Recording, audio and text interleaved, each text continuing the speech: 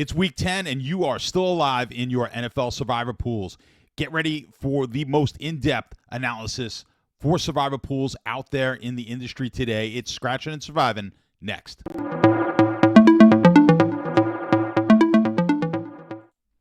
All right, guys, it is Scratching and Surviving. I am Statsational from the Sharp app, former professional FX trader on Wall Street, turned professional sports bettor and DFS player, co-founder of the Sharp app. A lot of you guys have downloaded the Sharp app and subscribed, gotten a pro subscription. Really appreciate that. You guys continue to support this channel. You are really giving me a lot of incentive to maintain these videos, do more videos even in the future on some different topics. If there's anything you guys are interested in sports betting wise, not just NFL Survivor pools, drop a comment down below. Let me know what you're interested in, what kind of videos, sports related, sports betting related that you are interested in, and maybe we'll do some of those videos for you guys, because that is the whole reason we do this, is for you guys to enjoy it and hopefully gain some information and become a sharper, smarter sports bettor and pool participant. So with all that said, by the way, if you do download the Sharp app, use code SURVIVE35. SURVIVE35 is going to get you 35% off the Sharp app Pro version. All right, enough of that. Let's get into this week. Talk about last week quickly. Now, New Orleans was a team that I did like in certain pools, especially in larger pools, and they went down. So that was the first team of any significance that we've seen go down here in the last 3 or 4 weeks. Really, prior to this 3 weeks, the last team that we haven't had any real major upsets going into last week, with week I guess it would have been 7, 8, and 9, or 6, 7, and 8 really staying pat, and then week 9 we get a little bit of an upset here with New Orleans. They were the second choice in Circa. I always tell you guys, Circa tends to be a little bit sharper than your average pool. New Orleans was a sharp play in that pool, I believe. Would have knocked me out more than likely. I probably would have had New Orleans. Look, we are dealing with very tight margins. You're going to, winning this pool, at taking the most optimal plays, if we could go back in time and take the biggest favorite each and every week based on the rules of your pool, the probability of you actually surviving, even to this point, is probably somewhere around maybe 1%, something like that, 1-2% at best. So it's really, really difficult to make it even as far as you've made it now, assuming you guys all who started from week 1. So you get a congratulations for surviving. You've got a little bit of luck on your side, or quite a bit of luck on your side. But as I always say, we could play this more intelligently than your opponents. That changes it from maybe being equal to us having maybe, let's say, a 2, even 3% edge over the field. And in some weeks, we're going to have even a higher edge than that, because we're going to allow our opponents to make mistakes. All right, I've got up, usually I have Survivor Grid up, so let's bring the Survivor Grid up first and talk about that. Let's look at what we've got going on for this week. Kansas City, the biggest favorite this week, 8-point favorites. Denver, you see Survivor Grid's got them about 77% chance to win. Next week, we have no interest in them at Buffalo, but look at this in week 12. At Carolina, they're going to be a massive favorite, projecting 18.5-point favorites. And then week 13, for those of you in Survivor, in Circa Survivor, that's the week a lot of people have been targeting Kansas City. So it's going to be real interesting when we get to week 12 what people in Circa are going to do with Kansas City. We're going to talk more about that when we get to week 12. But if you're in Circa, odds are pretty good you're going to avoid Kansas City this week, especially since the second choice here on the board, second highest probability to win with the first choice as far as picks go, are the Chargers. They are hosting Tennessee, 7.5-point favorites. Chargers looking better and better each week. Tennessee, of course, struggling to score. They did win last week. That was another team that some people did take a chance on with Tennessee against New England. I think New England made a mistake in that game, not by not going for 2 at the end of the game. I thought Tampa did the same and not going for 2 in their game at the end there. But we've got the Chargers at a pretty big favorite at home, and you can see for the rest of the season, really unlikely that you're going to need the Chargers. Perhaps at New England in Week 17, so they do offer a little bit more. I mean, they've got them as a favorite here at home against Denver. We'll see how that pans out. I don't know if they're going to be quite a 4-point favorite. This Tampa game, again, I don't know. They're at home. They'll probably be favored to Tampa. See what Tampa looks like as far as being banged up. But these aren't going to be really decisive weeks that we're going to want to take the Chargers. So that's why we're getting a lot of people here on the Chargers. And I think in small pools as well as medium-sized pools, the Chargers are going to offer quite a nice choice, or at least they're going to look like an attractive choice, and that's why you're getting 34% of people taking the Chargers. You got Philly as a 74% probability to win. You see quite a bit of EV because they're not being taken by all that many people. If you're in a larger pool, Carolina, of course, going to stick out like a sore thumb in Week 14. So a lot of people will try and save Philly. Also, a lot of people have taken Philadelphia already, so they're not available to most people. I think at Dallas, look, we know how bad Dallas has performed, but at Dallas, a lot of people are going to shy away from that. People do fear road games. I told you guys before, whatever the point spread is, whatever that money line is, dictates how often a team is going to win that game, regardless if it is a home game, road game, or a divisional matchup, right? But I just think we have better options this week, especially with that Carolina game in Week 14. So for larger pools, absolutely not. Even in smaller pools, more than likely you're going to have the Chargers available to you. And unless you could guarantee that nobody was taking the Chiefs in your pool and you had, let's say, 4 people left, and they were all taking the Chargers, then perhaps Philly would be a pretty good option there as a contrarian play. And we'll get to that more when we look at the spreadsheet and the threshold numbers. But Baltimore, 70% chance to win, not being taken by a lot of people. They have been used quite a bit, and they also have some future value. Good chance you don't have Baltimore available to you. Now, Chicago becomes a really interesting team on Survivor Grid. 70% probability to win. They're being taken 13.5% as of right now. Also, guys, a note on Survivor Grid. It changed drastically from what I gave you guys last week as far as the numbers on the pick percentages. The lines didn't change all that much, but these pick percentages, I do this on Wednesday morning. They may change as the week goes on. We get different information. You've got more people, more data piling into the Survivor Grid system, and you could have potential injuries, things of that sort. So things are going to change. So my advice sometimes on a Wednesday may not be the same advice I would give you come Saturday. So pay attention to what Survivor Grid does, how it changes. It does change potentially what you're going to be picking. But as of right now, a modest amount here, 13% on Chicago. They do get New England at home, and you can see very unlikely they will be favored again this year. Green Bay, Minnesota, Detroit, no chance. San Francisco, no chance. And then Minnesota, Detroit. So, and Green Bay. I mean, their schedule is really difficult. Potentially the Seattle game at home, we shall see. But for the rest of the way, it's going to be really difficult to take Chicago, which is why in larger pools, I do kind of like Chicago here more so than even the Chargers, because the Chargers do have potentially some value later in the season, but also I love getting that leverage, and I'm not risking too much in the way of win probability that I have to give up this week. Obviously, they're not as good a choice as the Chargers. Don't have as large a win percentage, but I think the Bears here this week in larger pools do make some sense. Another team that possibly makes sense here, the Giants, 68.9%, at least on Survivor Grid. They're being taken close to 5%, and they play Carolina, a team a lot of people like to go against. So, of course, that did not work well last week. But you could see the Giants really with no value here for the rest of the season.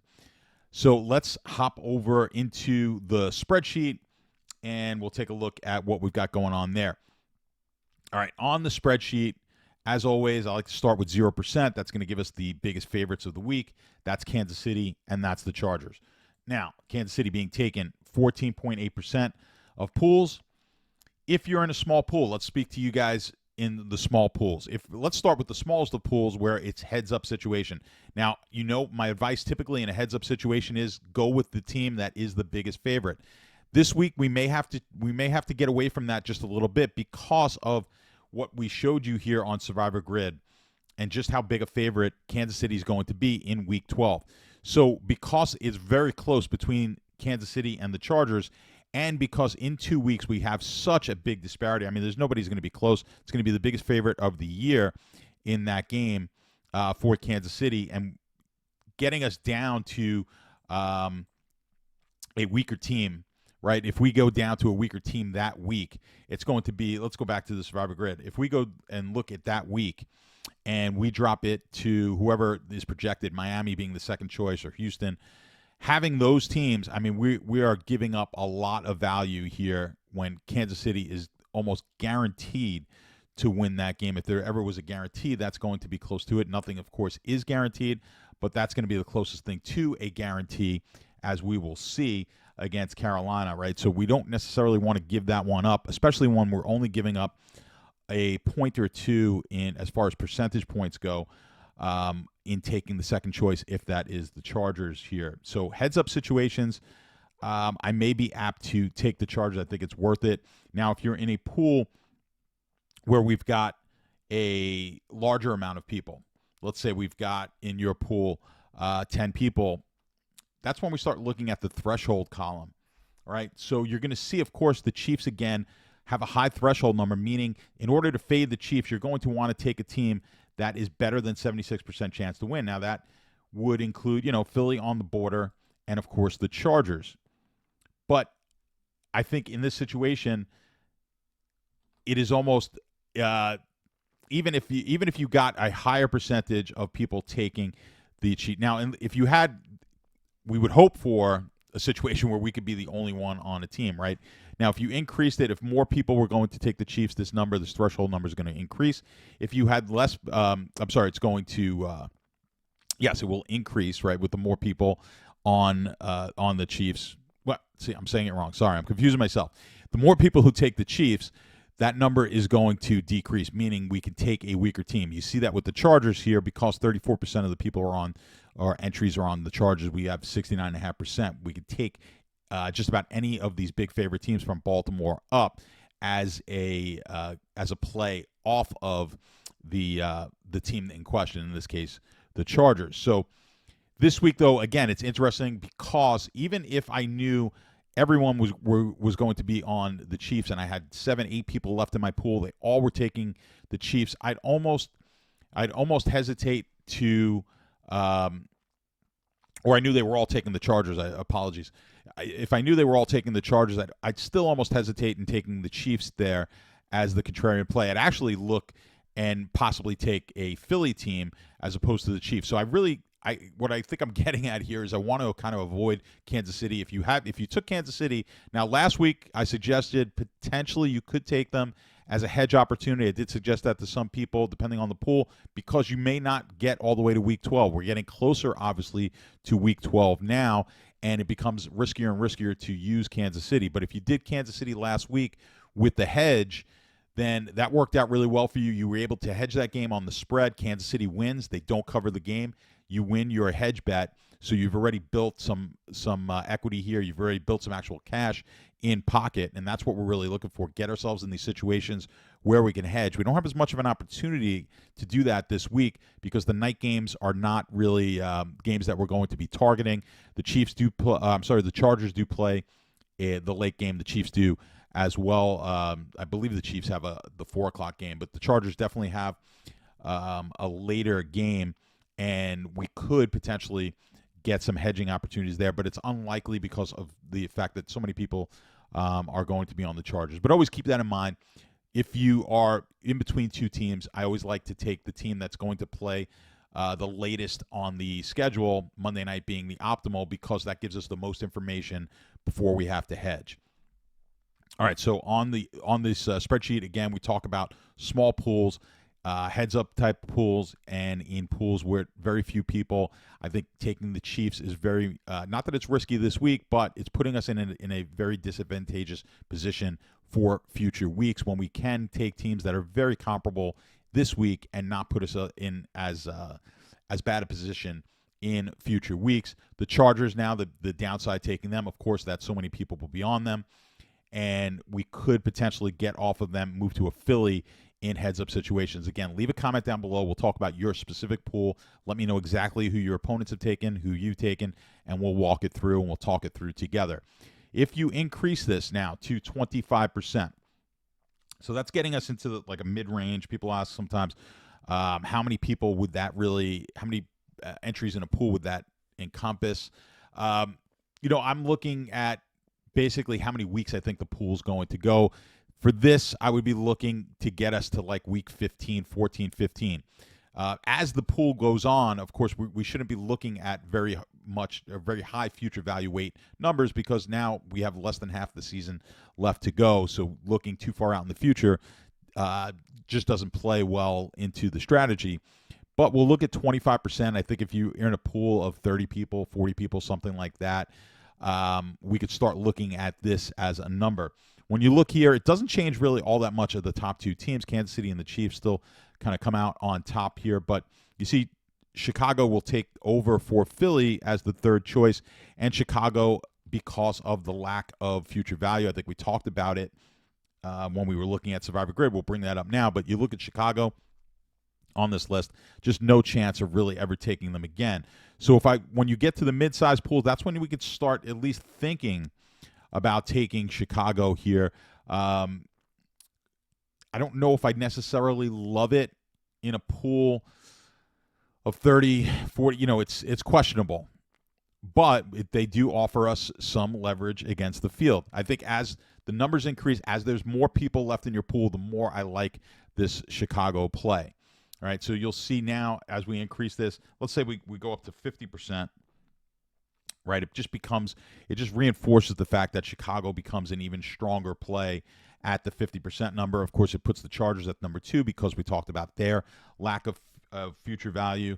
We jack this up to 100, and again, it's sticking with Chicago and the Chargers. So the larger the pool, I think that Chicago becomes a more interesting prospect. Now, when you look at the third choice that comes up at this 100 level, the Giants are the third choice. And I think for really large pools, the Giants do become interesting because they're not going to be taken by all that many people this week. You're in a situation, you guys can't be afraid to lose. You got to be in a situation to take some risks. This could be a decent risk here with the Giants. Now, it's not a huge win probability, but getting the Giants at 63% chance to win with just 5% in the pool, in pools taking them in a very large pool, I think you've got to take your shots at some point. The Giants may not be a bad stand to take, and then hope we get chaos, hope that the Chargers lose, Chicago loses, and even maybe Kansas City lose. Or if we could get some combination of those losses, we can really pick up a lot of ground on the pool, especially the Chargers, where we could pick up over a third.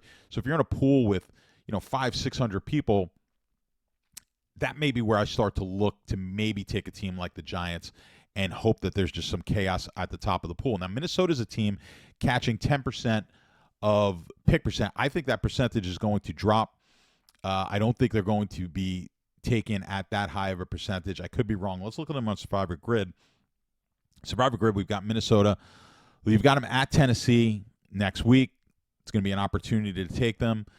Week 12, almost everyone's going to be on that Kansas City game. You've got Arizona in week 13, certainly a possibility to take them there. They're at home for that game, home for Atlanta, home for Chicago. I just think you're going to have a lot of opportunities to take Minnesota. If you have not taken Minnesota yet already, I don't know if this is necessarily the spot I want to take them. I'd really pray that 10% or more of my pool is on Minnesota this week at their win percentage of, let's see, they are at, on my pool, on my sheet, 64% to win their game. So at that win percentage, I'd be more than happy if we could get 10+% and I was somewhere else on one of these other teams. So I think if that holds and you get a Minnesota lose, a combination of Minnesota Chargers, Bears, Kansas City lose in larger pools, if you can knock out 200 of 600 or 300 of 600 people, at least that gets you in the game. You've really got to have those weeks. Look, for those of you listening to this and are still alive in your pool, there's a lot of you guys, you're messaging me. You started with 40, 50,000 in your pool. You're down to 3 digits numbers. Still a long way to go to win, but you understand to get to where you guys got, you had to take some unconventional picks. You had to take some picks that not everyone else was on because, as we saw in the first few weeks of the season, chaos led to these pools just getting destroyed early. And it was only those who took picks that not a lot of other people were willing to take who are surviving. So that's really a strategy you need to take in these larger pools in order to survive. So that's going to do it for me this week on Scratching and Surviving. I know the bulk of the work I do for you guys is down in the comments, so leave a comment below, like these videos, subscribe to the channel if you have not. I get the data, and so many of you guys watch each and every week but don't subscribe, so we'd appreciate it if you give us a subscribe, a like, and as always, good luck. I will see you hopefully next week, still alive, one step closer to all that cash. Let's go get it. Good luck, everybody.